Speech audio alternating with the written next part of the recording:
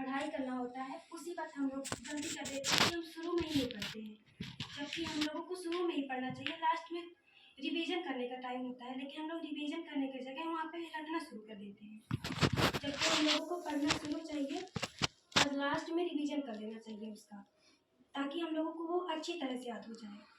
लेकिन हम लोग पहले कुछ नहीं करते हैं, आराम कर लेते हैं कि बाद में पढ़ लेंगे, टालते रहते हैं। लेकिन हम लोगों को पहले पढ़ना चाहिए और लास्ट में उसका रिवीजन कर लेना चाहिए। ऐसे हम लोगों को सब याद हो जाता है और जो बाकी चीज़ें कन्फ्यूजन भरी रहती हैं वो हम टीचर से पूछ सकते हैं, लेकिन हमें पहले ही चीज़ें याद नहीं रहती हैं तो हम पूछेंगे कहाँ से। इसलिए पहले हम लोगों को पढ़ लेना चाहिए पहले की चीज़ें और उसका रिवीजन कर लेना चाहिए बीच बीच में, ताकि हम लोगों को वो अच्छी तरह से याद हो जाए। और जो जिसमें कन्फ्यूजन हो वो तो टीचर्स हैं ही, या फिर अपने क्लासमेट से पूछ लीजिए, जो हमें नहीं पता है या कोई हमसे ज़्यादा जानता है तो उससे पूछ लीजिए। इससे हमें भी ज़्यादा ज्ञान आ जाता है और आपके सहपाठी को भी ज़्यादा ज्ञान आ जाता है। और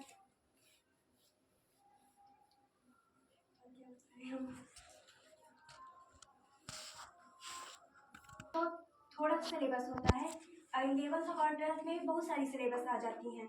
जैसे साइंस अभी इतनी सब्जेक्ट है, उसी में भी बायोलॉजी, केमिस्ट्री और फिजिक्स तीनों हैं, लेकिन वहाँ पे अलग अलग सब्जेक्ट की अलग अलग मोटी मोटी किताबें आ जाती हैं और सभी के अलग अलग कोचिंग करना पड़ता है। तो यहाँ से उधर भागो, ऐसे में आधा टाइम वेस्ट हो जाता है, तो ऐसे पढ़ने का टाइम ही नहीं मिल पाता है।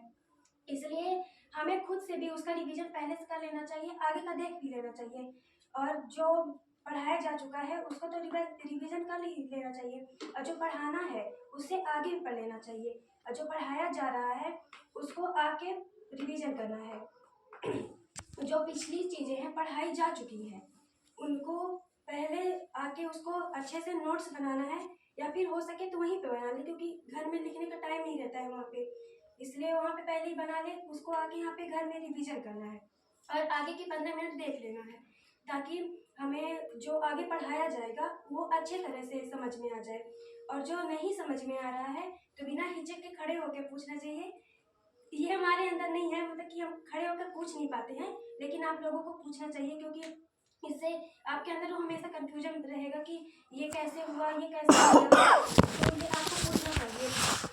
और जैसे कि केमिस्ट्री की है तो उसमें बहुत कंफ्यूजन है कि ये कहाँ से आ गया, ये कहाँ से आ गया, तो ये आपको पूछना पड़ेगा कि ये कहाँ से आया आखिर। कि जैसे कि कोई रिएक्शंस वगैरह होती हैं तो उनमें ये रहता है कि ये बॉन्ड कहाँ से आया, ये बॉन्ड कहाँ से आया, और हमें खुद ही नहीं पता है कि ये आया कहाँ से, और हम टीचर से भी नहीं पूछेंगे तो हमें पता कैसे चलेगा कि आखिर हो क्या रहा है। तो ऐसे में हमें वो चीज़ें तो पता ही नहीं चलेंगी, आगे की उससे रिलेटेड होती हैं और वो हमें पता नहीं है तो आगे की कहाँ से पता रहेंगी। इसलिए हमें जो कन्फ्यूजन है उसी वक्त पूछ लेना चाहिए, ताकि हमें वो भी समझ में आए, आगे का भी समझ में आए। नहीं कर पाए हैं वो हम चाहते हैं कि आप 12th में करें और कर भी रहे हैं। हार्ड वर्क के साथ साथ स्मार्ट वर्क भी ज़रूरी है। जो हम हार्ड वर्किंग कर रहे हैं उसे तो टाइम में करना पड़ेगा ही, टाइम में लगता ही है हार्ड वर्क करने में, लेकिन उसके साथ स्मार्ट वर्क भी करना चाहिए।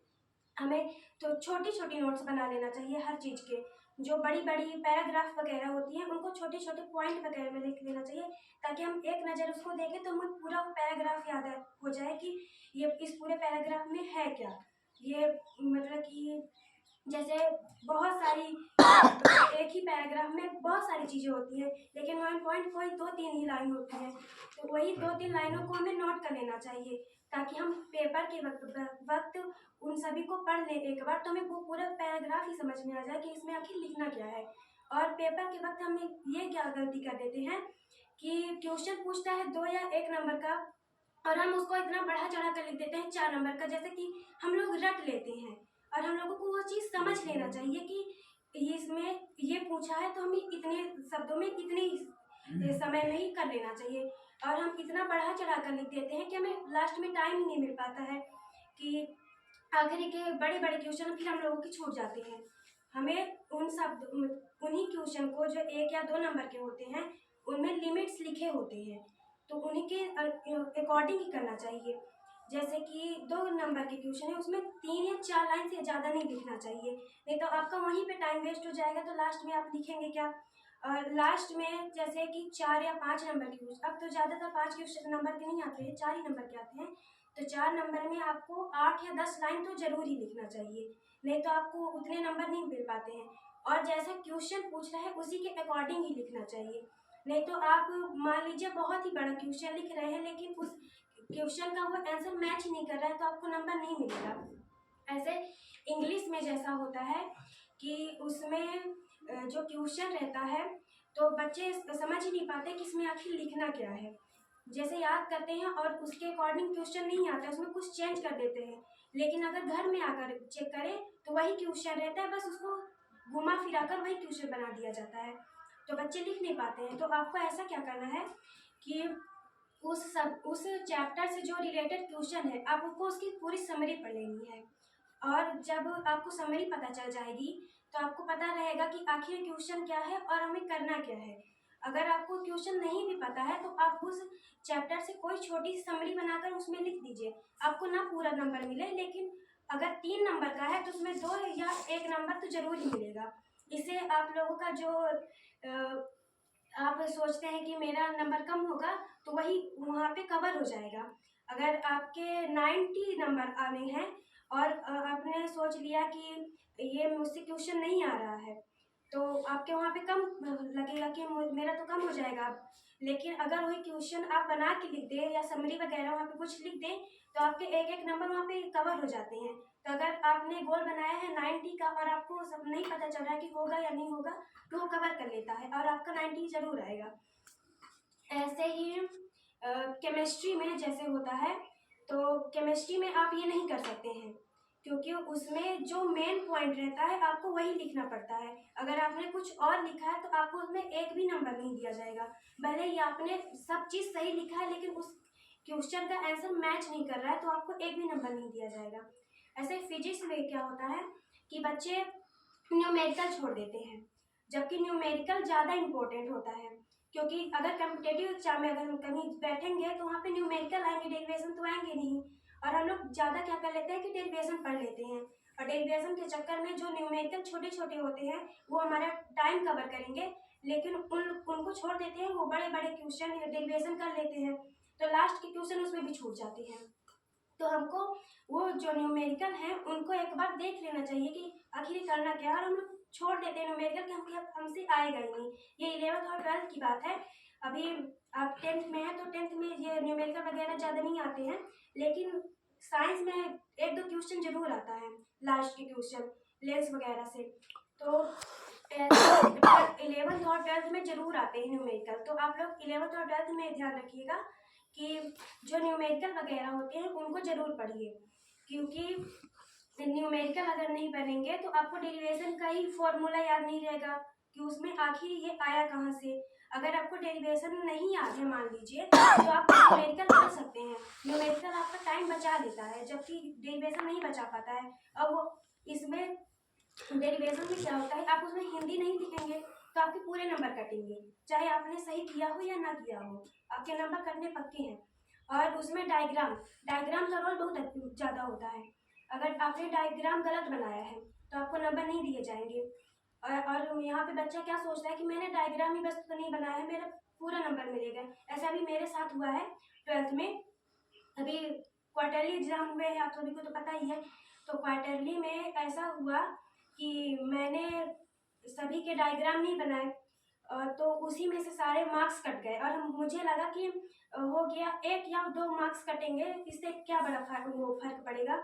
लेकिन इसमें से ये हुआ कि 70 में मेरे सिर्फ 50 मार्क्स आए हैं, और मैंने सोचा कि हो गया 60 या 65 के आसपास आ सकता है, लेकिन ऐसा नहीं हुआ क्योंकि मैंने डायग्राम नहीं बनाया। क्योंकि उस वक्त मुझे लगा कि हो गया डायग्राम कोई ज़्यादा वो नहीं है, सिर्फ डायग्राम से क्या हो जाएगा। तो पूरा डेरिवेशन तो किया लेकिन वो डायग्राम पूरा गलत हो गया। अब किया ही नहीं तो सारा डेरिवेशन गलत ही किया माना जाएगा। तो आप लोगों को डायग्राम और डेरिवेशन प्लस उसकी थ्योरी जरूर लिखना है, थ्योरी के बिना भी नंबर नहीं मिलते हैं, तो थ्योरी भी लिखनी है। ऐसे जैसे 2 नंबर के मार्क्स आते हैं तो उसमें थ्योरी लिखनी होती है और उसका हम गणित वाला जो पार्ट होता है उसको नहीं लिखते हैं। ये भी मेरे साथ हुआ है कि मैंने थ्योरी लिख दी, अब उसमें जो गणित वाला होता है मैथ्स वाले वो मैंने नहीं लिखा, डेरिवेशन को जो लास्ट में फॉर्मूला आता है वो नहीं लिखा, तो उसमें भी 1 या 2 नंबर कट जाते हैं। अगर 3 नंबर के मार्क्स है तो उसमें भी नहीं मिलेगा, लेकिन ज़्यादातर 2 नंबर के ही मार्क्स के आते हैं ट्यूशन, तो उसमें 1 ही नंबर मिलेगा क्योंकि उसमें वो मैथ्स वाले जो फॉर्मूला के होते हैं उनका 1 नंबर होता है। अगर आपने उसको नहीं लिखा तो आपको नंबर नहीं दिया जाएगा। और यूट्यूब पे ध्यान नहीं दिया, अभी लास्ट में सोचेंगे कि लास्ट में पढ़ लेंगे, लेकिन ऐसा नहीं है। अगर आपको अभी मतलब तैयारी रहेगी ऑब्जेक्टिव वगैरह का, आप बीच बीच में बुकों को पढ़ते रहिए, क्योंकि वहाँ पे ये जरूरी नहीं है कि आपने जो परीक्षा दे या परीक्षा बोर्ड में पढ़ लिया है वही आएंगे। उसमें ऐसा होता है कि बुक के बीच बीच कर दिया जाता है ज़्यादातर, अभी तो नॉर्मली है, लेकिन आगे आप जाएंगे 11th या 12th में तो उसमें बीच बीच के भी क्वेश्चन आते हैं, तो आपको बीच में बुक भी पढ़ लेनी चाहिए। और खासकर अभी आप 10th में हैं तो 10th को अच्छे से पढ़ना है, क्योंकि जो 10th की चीज़ें हैं वो 12th की बेसिक चीज़ें हैं। अगर आपकी बेस ही मजबूत नहीं रहेगी तो आप 12th में कुछ नहीं कर पाएंगे, क्योंकि मकान तभी खड़ा होता है जब उसकी नींव मजबूत हो। अगर नींव मजबूत नहीं रहेगी तो मकान कैसे मजबूत रहेगा। तो आप लोगों को पहले 10th अच्छे से पढ़ना है, उसको ऐसे पढ़िए कि आपको वो 12th तक याद ही याद रहे। जैसे मुझे कई चीज़ें याद नहीं है, मैंने 10th में लापरवाही की, लेकिन आप लोगों को नहीं करना है। 10th में जो चीज़ें हैं उनको अच्छे से पढ़ना है, जैसे कि लेंस वगैरह जो चीज़ें हैं, दर्पण है, ये आपके 10th में है। और जीव विज्ञान में जो है जनन वगैरह ये सब भी हैं, तो ये सब चीज़ें 12th में हैं, अभी भी हैं, और वो बेसिक है वहाँ की। अगर आपकी बेसिक कमज़ोर रहेगी तो वहाँ पे आगे आपको समझ नहीं आएगा। आप चाहें तो खुद से पढ़ने की कोशिश करेंगे, लेकिन ऐसा हो ही नहीं पाएगा, आपको किसी टीचर्स की ज़रूरत पड़ेगी ही, आपको टीचर का मदद लेनी ही पड़ेगी। तो आप टीचर से पूछने में हिचकिचाएंगे कि आपको 10th की चीज़ें याद नहीं है, वो आगे अब टीचर तो पूछेगा ही आपको 10th की याद है कि नहीं याद है। अब 10th की याद तो है नहीं, तो आपको थोड़ा सा हिचक तो लगेगा कि हम पूछे कैसे, हमसे 10th की चीज़ें याद नहीं है। तो आपको 10th अच्छे से पढ़ना है और रटना बिल्कुल भी नहीं है, उसको समझना है, कॉन्सेप्ट पूरा क्लियर होना चाहिए कि ये क्वेश्चन कहाँ से आया, ये कहाँ से आया। अगर आपको नहीं समझ में आ रहा है तो टीचर तो है ही, टीचर से सहायता ले लीजिए। अगर आपको टीचर से हिचक हो रही है तो क्लासमेट है, क्लासमेट से भी नहीं करना है तो गूगल तो है ही, गूगल में तो आपको किसी प्रकार की हिचक नहीं होगी, तो गूगल की हेल्प आप ले सकते हैं।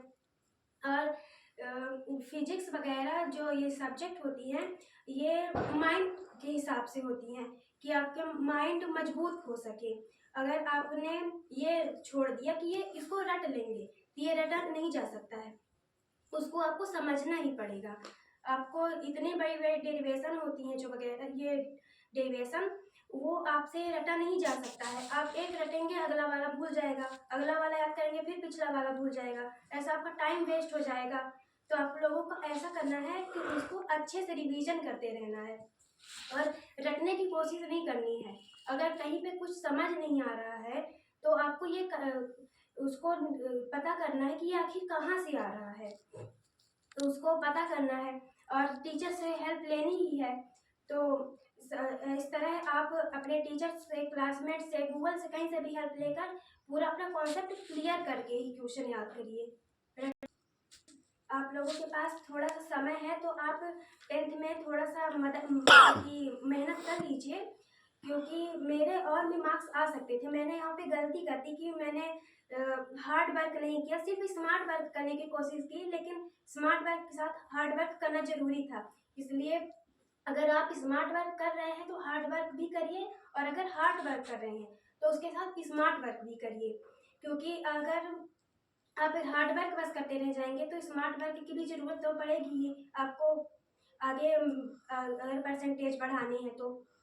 और जैसे मेरे 95% आए, मैंने सिर्फ स्मार्ट वर्क किया, हार्ड वर्क नहीं किया। मैंने सोचा कि हो गया, स्मार्ट वर्क से काम चल जाएगा, लेकिन ऐसा नहीं है। मुझे मतलब कि पढ़ना चाहिए था, मैंने कभी भी 4 बजे उठकर नहीं पढ़ाई की, और ना ही ये मतलब कि सोचा कि मैथ मैथ जो है वो घर में जाके रात को लगा लेंगे। रात को नींद बहुत आती है, तो नींद के चक्कर में जो हम लगाना चाह रहे हैं वो छोड़ देते हैं कि वो क्या कल लगाएंगे, ऐसा टलता जाता है। लेकिन उसको टालना नहीं है। अगर आपको अभी मन कर रहा है कि अभी अब लगाएंगे तो उसी वक्त लगाइए, क्योंकि बाद में पता नहीं आपका मन करे या ना करे, तो उसी वक्त आप करिए। ऐसे आपके परसेंटेज भी बढ़ेंगे और आपको हमेशा याद भी रहेगा।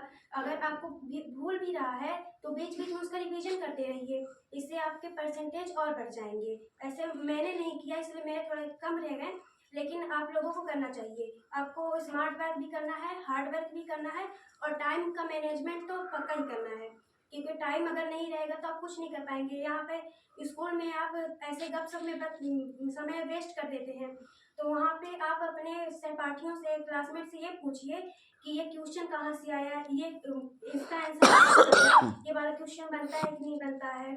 इससे आपको ये लगेगा कि आगे वाले से बनता है तो मुझसे क्यों नहीं बनता है। तो आप ये भी सोचेंगे कि मुझे पढ़ना है। अगर आगे वाले से बन रहा है और आपसे नहीं बन रहा है तो सामने वाला ये सोचेगा कि इससे नहीं बनता है, मुझे और मेहनत करनी चाहिए ताकि इससे नहीं बने। और आपको क्या सोचना है कि उससे इतना बनता है तो मुझसे भी तो बनना चाहिए, इसलिए आपको भी मेहनत करनी है। और स्मार्ट वर्क के साथ साथ हार्ड वर्क, और हार्ड वर्क के साथ स्मार्ट वर्क भी करना है। इससे आपके परसेंटेज जो होंगे वो इंक्रीज होंगे और बढ़ेंगे। और आपकी मेमोरी को थोड़ा साफ करना चाहिए कि आपको जो चीज़ें भूल जाती हैं उनको बार बार रिवीजन करना चाहिए। और रटना बिल्कुल नहीं है, उसको समझ समझ के कॉन्सेप्ट बाय रिवीजन करते रहना है। आपका पूरा कॉन्सेप्ट क्लियर होना चाहिए। Thank you.